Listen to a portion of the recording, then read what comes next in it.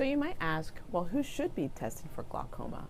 Well, actually, anybody can have glaucoma at any age, but there are certain characteristics or risk factors for glaucoma that you should know about.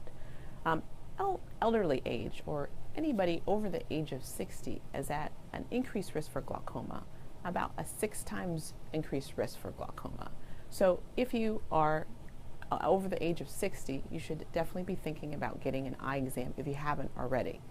Also, we know that there is an increased risk with people who have a family history of glaucoma. If you know a blood relative who has glaucoma, that means that you're at risk. We know that 1 in 8 relatives of people who have glaucoma will also have the disease. So anybody who has a relative who has glaucoma, that's a blood relative, especially siblings, parents, and children, they should definitely get their eyes checked. And the timing of that should actually, it could be at any age. If there's a strong family history of glaucoma, people even in their adolescence should be checked for glaucoma. Now, in regards to other risk factors, people who are African American or of African descent, as well as Hispanics, they do have an increased risk for developing glaucoma, and it tends to be at an earlier age. So that is another group that should be checked earlier.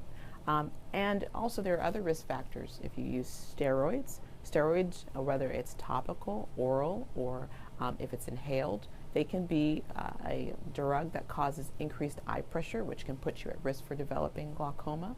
If you had trauma to your eye, you're at increased risk for developing glaucoma because of some of the structural changes that can happen.